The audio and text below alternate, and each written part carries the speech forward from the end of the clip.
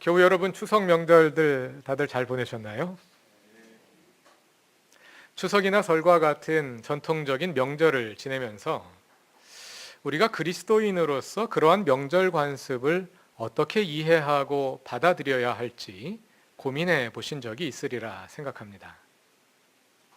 예를 들어 추석상을 차리고 온 가족이 둘러앉아 식사 기도를 할 때 기도 속에서 그 식사에 어떤 의미를 부여하면 좋을지 고민이 되는 것이죠. 전통적인 의미를 받아들여 그것을 기독교적으로 어떻게 재해석할 수 있을지, 아니면 전통적인 의미는 무시해버리고 그냥 평범한 식사와 같은 방식으로 기도하는 것이 좋을지 말입니다. 이런 고민들은 우리가 한국인이면서 동시에 그리스도인이기 때문에 이 두 정체성을 함께 가지고 있기 때문에 자연스럽게 나타나는 현상입니다. 때로는 두 정체성이 무리 없이 조화되기도 하지만 또 때로는 두 정체성이 충돌하여 전통과 신앙 사이에서 고민하게 되는 것이지요. 그러한 우리와 비슷하면서도 조금 다른 사례를 성경 안에서도 찾아볼 수 있습니다. 그것은 유대인들이 예수 그리스도의 복음에 직면했을 때 그들이 속해 있던 유대교 전통과 기독교 신앙이 서로 충돌하면서 일어나는 갈등이었습니다. 사실 한국 문화와 기독교 사이의 거리에 비교하자면 유대교 전통과 기독교 사이의 거리는 정말 가깝다 할 수 있습니다. 기독교가 유대교 전통에서 나왔으니까요. 그러나 외국인이 볼 때는 한국 사람이나 중국 사람이나 똑같아 보이지만 정작 한국 사람과 중국 사람은 서로를 구별하는 것처럼 유대인들의 입장에서는 예수의 복음이 매우 이질적인 것이었기 때문에 둘 사이의 긴장과 충돌을 피할 수 없었습니다.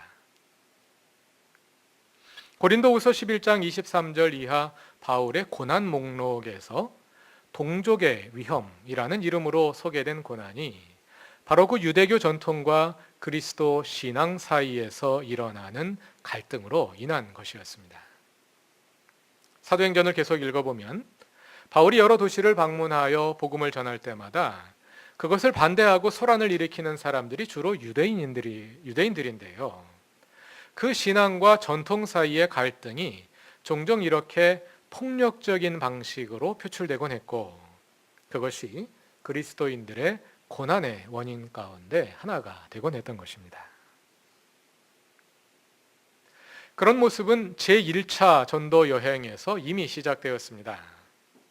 사도행전 13장 50절 이하를 보시면 제1차 전도 여행 중 비시디아 안디옥에서 복음을 전하던 바울을 유대인들이 쫓아내어 바울 일행은 인근 도시인 이고니온으로 옮겨가야 했습니다.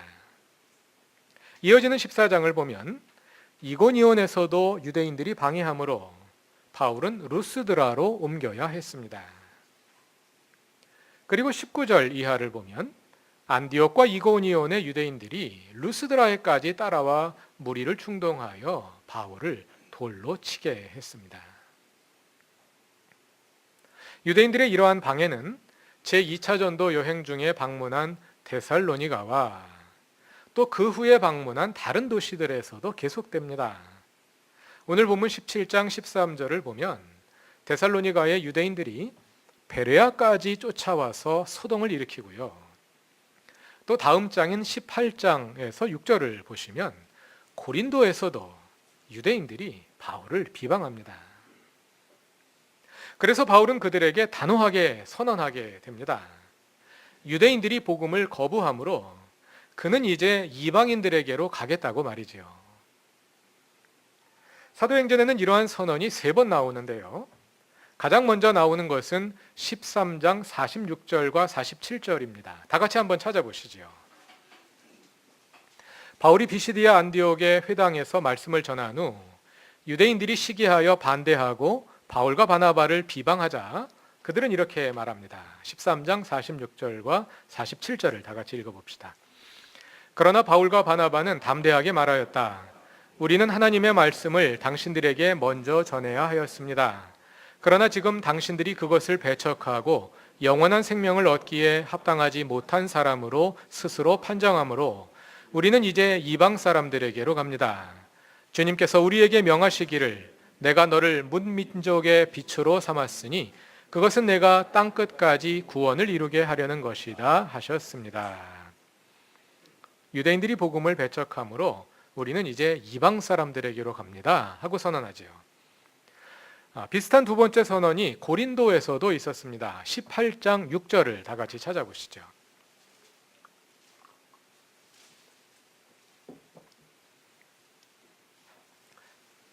18장 6절을 다 같이 읽어보겠습니다. 그러나 유대 사람들이 반대하고 비방함으로 바울은 그의 옷에서 먼지를 떨고서 그들에게 말하였다. 여러분이 멸망을 받으면 그것은 오로지 여러분의 책임이지 나의 잘못은 아닙니다. 이제 나는 이방 사람에게로 가겠습니다. 그리고 세 번째 선언은 사도행전의 끝부분인 28장 26절부터 28절에 나옵니다. 사도행전의 마지막 부분입니다. 28장 26, 27, 28절도 다 같이 읽어보겠습니다. 곧 이런 말씀입니다. 이 백성에게 가서 말하여라. 너희가 듣기는 들어도 깨닫지 못하고 보기는 보아도 알지 못한다. 이 백성의 마음이 무디어지고 귀가 먹고 눈이 감기어 있다. 이는 그들로 하여금 눈으로 보지 못하게 하고 귀로 듣지 못하게 하고 마음으로 깨닫지 못하게 하고 돌아서지 못하게 하여 내가 그들을 고쳐주지 않으려는 것이다. 그러므로 여러분은 하나님의 이 구원의 소식이 이방 사람에게 전파되었음을 알아야 합니다. 그들이야말로 그것을 듣고 받아들일 것입니다. 이렇게 반복되는 세 번의 선언을 많은 성서학자들은 하나님께서 유대인에게 주셨던 구원의 기회를 영원히 거두어 가시는 선언으로 해석합니다. 하나님이 유대인을 하나님의 백성으로 삼으시고 그들에게 끈질기게 구원의 손길을 내미셨으나 그들이 끝까지 하나님께서 보내신 구원자 예수를 받아들이지 않으므로 결국 하나님이 유대인을 버리셨다고 말하는 것이 사도행전의 신학이라고 말입니다. 그러나 그러한 해석을 반박하는 근거가 많습니다. 그렇게 받아들이기 어려운 근거가 많습니다. 첫 번째 근거는 다음과 같습니다. 사도 바울이 처음 이러한 선언을 한 것이 언제이냐 하면 제1차 전도 여행 초기인 비시디아 안디옥에서였는데요. 유대인들이 바울을 방해한 사건이 여기에 처음 나옵니다. 그런데 유대인들이 바울을 방해한 사건만 거기서 처음 나오는 것이 아니라 그렇죠. 처음 거기서 나옵니다. 만일 바울이 여러 차례 그런 방해를 경험한 후에 그런 선언을 했다면 유대인들이 거부함으로 모든 유대인들을 버리고 이방인에게 간다는 말이 이해될 수도 있겠습니다만 여기서 처음 그런 것인데 단 한 지역의 유대인들이 복음을 거부한다고 해서 모든 유대인의 구원을 취소한다는 것은 납득하기 어렵겠지요. 두 번째는요. 바울이 이런 선언을 한 후에 어디로 가는지를 살펴보면 바울이 이렇게 선언하고 그 다음에 어디로 가나 살펴보면 그 다음에 또 유대인들을 찾아갑니다. 13장 46절 47절에서 이런 선언을 한 후에 51절을 보시면 이고니온으로 가서 이고니온의 회당에 들어가서 복음을 전합니다. 그것은 두 번째와 세 번째 선언을 한 후에도 마찬가지입니다. 사도행전에서 바울은 계속하여 회당이 있는 도시들을 찾아다니고 어딜 가든지 가장 먼저 회당에 들어가서 복음을 전합니다. 하나님이 유대인을 더 이상 구원하시지 않는다면 바울은 이제 유대인을 포기하고 이방인들을 찾아가야겠죠. 그러나 이런 선언을 한 후에도 계속해서 바울은 가장 우선적으로 유대인들을 전도 대상으로 삼습니다. 바울의 이런 선언이 유대인의 구원이 끝났음을 말하는 것으로 이해할 수 없는 세 번째 이유는 모든 유대인들이 복음을 거부한 것은 아니기 때문입니다. 만일 모든 유대인들이 거부했다면 하나님이 유대인을 버리셨다고 말해도 이해할 만한 사유가 되겠습니다만 그동안 우리가 함께 보아온 것처럼 유대인들 가운데 수많은 사람들이 복음을 받아들이지 않았습니까? 사도행전 전반부에 등장하는 예루살렘 교회가 바로 그런 사람들이지요. 사도들이 선포하는 복음을 듣고 유대인들 가운데 수만 명이 복음을 받아들였고 그들이 예루살렘 교회의 구성원이 되었습니다. 그들뿐만이 아닙니다.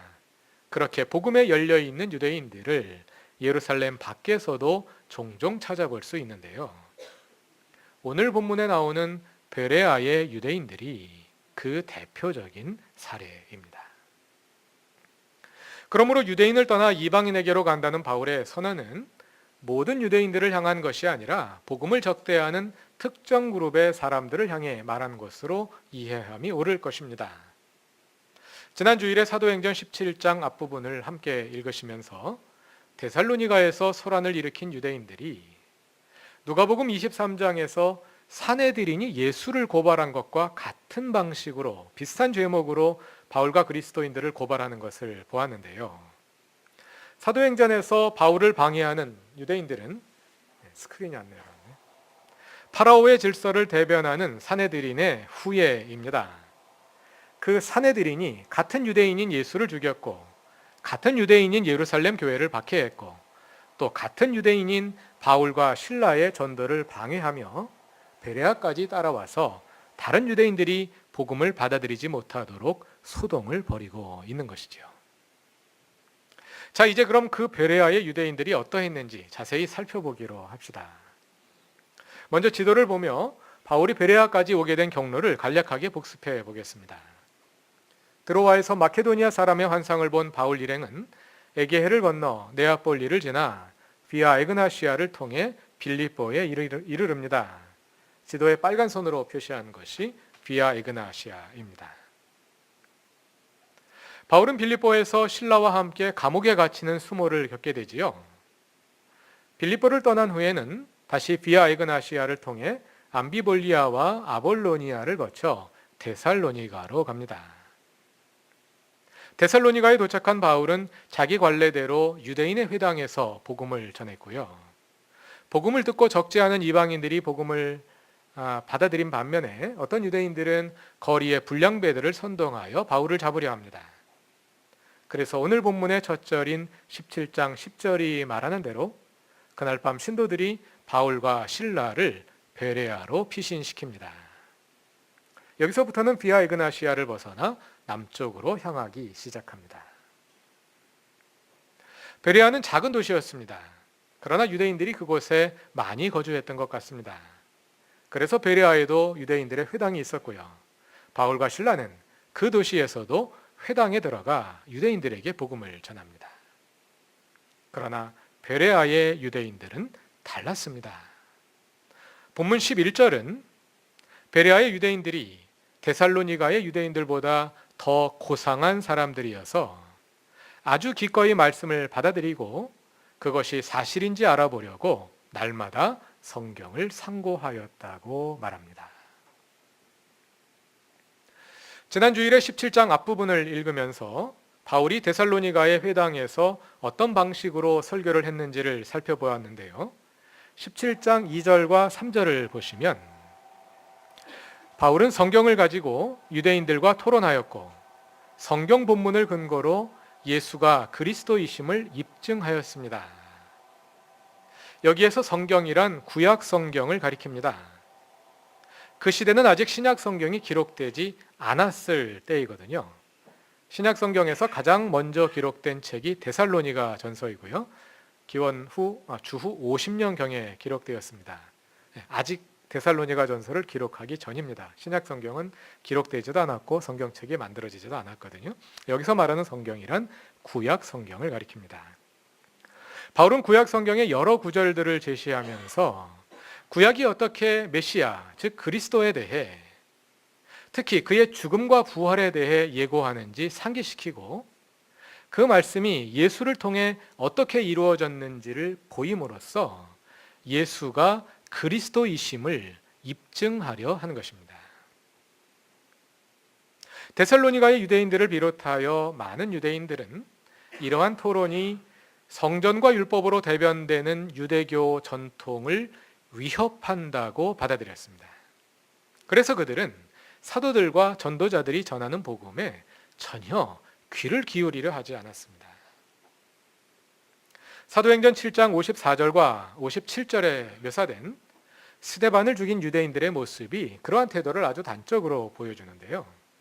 스데반을 죽인 사람들은 이를 갈고 큰 소리를 지르며 귀를 막고 일제히 그에게 달려들었다고 하지요. 바울이 가는 곳마다 소동을 일으켰던 유대인들의 모습도 대체로 그와 비슷했을 것입니다. 데살로니가의 유대인들도 마찬가지였습니다. 오늘 본문 앞에 나오는 17장 5절을 보면 유대 사람들이 시기했다고 말하는데요. 무엇을 시기했을까요? 바울의 말을 듣고 수많은 사람들이 복음을 받아들이는 것을 시기했다는 뜻이겠죠. 이것은 그들이 바울을 적으로 간주하고 있음을 보여주는 것입니다. 그들은 이미 바울과 자신들 사이에 편가르기를 하고 있어서 바울이 무슨 말을 하든지 전혀 귀에 들어가지 않았고 오히려 반감만 더욱 키웠을 뿐입니다. 그러나 베레아의 유대인들은 달랐습니다. 바울이 구약 성경을 찾아가면서 예수가 그리스도이심을 증명했을 때 베레아의 유대인들은 그것을 진지하게 들은 것입니다. 그들은 복음을 듣고 무조건 아멘하고 받아들이지는 않았습니다. 왜냐하면 그것은 섣불리 아멘할 수 있는 내용이 아니었기 때문입니다. 그들도 지금까지 성경을 많이 읽어서 잘 알고 있는데 바울의 가르침은 그들이 알고 있는 바와 달랐기 때문입니다. 그러나 그들이 듣기에도 바울의 설교는 설득력이 있었습니다. 이것은 성경을 잘 모르는 사람들이 이단의 그럴듯한 성서 해석에 현혹되어 넘어가는 것과는 전혀 차원이 다르지요.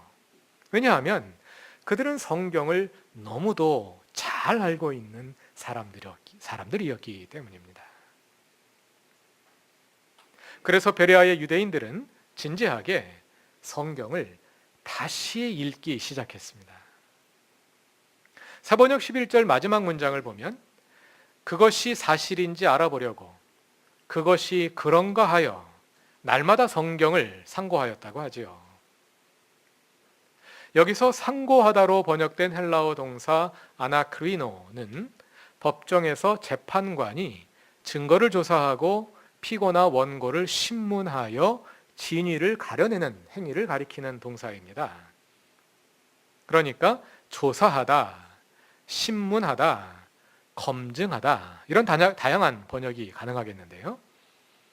바울이 구약 성서를 새롭게 해석하여 예수가 그리스도라 주장하는데 그것이 정말 그런지 베레아의 유대인들이 성경을 직접 자세히 읽고 조사하여 그 주장의 진위를 검증했다는 뜻입니다. 말씀을 들은 후에 성경 본문을 다시 읽으며 그것이 정말 그런지 검증하는 모습, 이것은 한국 교회에서는 상당히 낯선 광경인 것 같습니다. 여러분, 한국 교회에서 목사의 설교를 들으면 평신도는 어떻게 해야 하나요? 무조건 아멘 해야죠. 설교의 각 문장이 끝날 때마다 온 회중이 우렁찬 목소리로 반복하여 아멘을 합창하는 것이 한국 교회에서 가장 권장되는 모범적인 그리스도인들의 모습이고 또 흔히 볼 수 있는 모습이기도 합니다. 그래서 유능한 설교자들은 회중이 아멘을 할 수 있는 타이밍을 잘 만들어냅니다. 반면에 설교를 듣고 나서 아멘도 하지 않고 오늘 목사님 설교가 정말 성경의 내용에 부합하나? 이런 질문을 하며 성경을 다시 읽는 사람은 믿음이 없는 사람으로 오해받기 쉽습니다. 한국 교회에서는 베레아 교회와 같은 고상한 그리스도인들이 환영을 받지 못한 것 같습니다. 그러나 온 회중이 우렁찬 목소리로 아멘을 합창하는 것이 늘 그리 바람직한 것만은 아닙니다. 물론 가끔 그리하는 것은 좋습니다. 그것은 선포된 하나님의 말씀을 머리로 뿐만 아니라 가슴으로 적극적으로 받아들이는 태도이지요. 그래서 이러한 반응을 통해 말씀이 더 가깝고 능력 있게 경험될 수 있습니다. 그리고 그러한 화답을 통해 설교자와 회중이 말씀 안에서 하나 되는 경험을 할 수도 있습니다. 그러나 습관적으로 그리하는 것은 오히려 위험할 수 있습니다. 왜냐하면 반복하여 큰 소리로 아멘을 합창하는 분위기에서는 말씀에 대한 진지한 숙고보다는 감정적인 동조가 더 중요시되고, 그래서 군중 심리와 집단주의가 지배하기 쉽기 때문입니다. 그래서 아멘을 하면 안 될 대목에서 회중이 아무 생각 없이 아멘을 하는 웃지 못할 해프닝이 벌어지기도 하고요. 그러다 보니까 이단에도 쉽게 끌려가는 것입니다. 그러나 설교에 대해 아무런 반응도 하지 않는 것 역시 그리 바람직한 모습은 아닙니다. 왜 웃으시나요? 우리 교회는 매우 조용한 교회에 속하는데요. 그래도 제가 처음 부임했던 6년 전에 비교해 보면 교우 여러분의 설교에 대한 반응이 상당히 적극적으로 바뀌었습니다. 여러분은 모르실지 모르지만 교우 여러분의 반응이 상당히 바뀌었습니다. 그래서 작은 목소리이긴 하지만 설교에 대해 소리를 내어 반응하시는 분들이 꽤 많아졌고요. 특히 설교가 다 끝난 후에 모든 교우들이 아멘으로 화답하시는 것을 보게 됩니다. 그런데 이 점에 대해서 제가 더 감사하는 것은 설교에 따라 아멘 소리의 크기가 다르다는 것입니다. 예를 들어 설교가 감동적이거나 권면이 부담 없는 내용일 때는 아멘 소리가 비교적 큰데요. 설교의 내용이 부담스러울 때는 아멘 소리가 아주 작아집니다. 지난 주일에도 그랬습니다. 왜 그럴까요? 교우 여러분이 설교를 매우 진지하게 경청하고 계시기 때문입니다. 만일 제가 매우 부담되는 내용으로 설교를 했는데 교우들이 큰 목소리로 아멘을 한다면 그것은 설교를 잘못 알아들었거나 건성으로 듣고 있기 때문일 가능성이 많겠지요. 구루터기 교회의 교우들은 무조건 아멘하지 않고 그것이 정말 그런가 하여 성경을 다시 읽고 검증하기를 좋아합니다. 그래서 설교에 대한 질문이 많습니다. 주일 예배 후에도 애찬을 나누며 그리고 각 그룹에서 설교에 대한 토론이 계속됩니다. 그리고 그 질문들은 다음 설교를 준비하는 데 큰 도움이 됩니다. 그런 점에서 우리 교회는 사도행전 17장에 나오는 베레아 교회와 상당히 닮은 교회라 할 수 있겠습니다. 이렇게 닮은 점을 가진 우리 교회가 베레아 교회를 더욱 닮아갈 수 있기를 바랍니다. 우리가 베레아 교회를 닮기 위해서 주목해야 할 점이 하나 있는데요. 본문 11절의 마지막 문장을 보면 베레아의 그리스도인들은 날마다 성경을 상고했다고 하지요. 설교를 들은 후에 성경에 비추어 그 내용을 검증할 수 있습니다. 그러나 거기에서 끝나면 설교 비평으로 끝나기 쉽습니다. 설교가 성서적인지 그렇지 않은지 평가하고 거기에서 끝나버리기 쉬운 것이죠. 그러나 베레아 교회는 거기에서 그치지 않고 일주일 동안 날마다 성경을 읽고 묵상했습니다. 그리함으로써 그들이 성경을 통해 검증하고 확신한 말씀이 그들 자신의 삶 속에 깊이 녹아들게 한 것입니다. 이렇게 그들이 들은 설교를 성경에 비추어 검증할 뿐 아니라 그들 자신의 신앙과 삶을 말씀에 비추어 검증한 것입니다. 사도행전의 그리스도인들은 하나님의 구원 역사에서 변곡점을 경험한 사람들입니다. 그들이 그 변곡점에서 그냥 가던 대로 잘못된 길을 가지 않고 하나님과 함께 갈 수 있었던 이유는 그들이 말씀을 진지하게 읽고 연구하며 그들 자신의 신앙을 검증하기를 게을리하지 않았기 때문입니다. 우리도 그들을 따라 성경을 진지하게 연구하고 우리의 생각을 말씀 앞에 내어놓기에 힘씁시다. 그래서 그 말씀이 우리의 마음과 삶 속에 녹아들어 우리의 생각과 우리의 실천을 변화시키게 합시다. 말씀을 사랑하고 묵상하기를 좋아하는 교회. 그래서 우리의 삶 속에 우리 마음 속에 주님이 늘 계시고 우리가 주님 계신 곳에 늘 함께 있는 임마누엘의 교회, 그루터기 교회를 통해 하나님께서 계속하여 일하시고 그 하나님의 손에서 우리가 온전히 쓰임받게 되기를 바랍니다. 다 같이 기도드리겠습니다.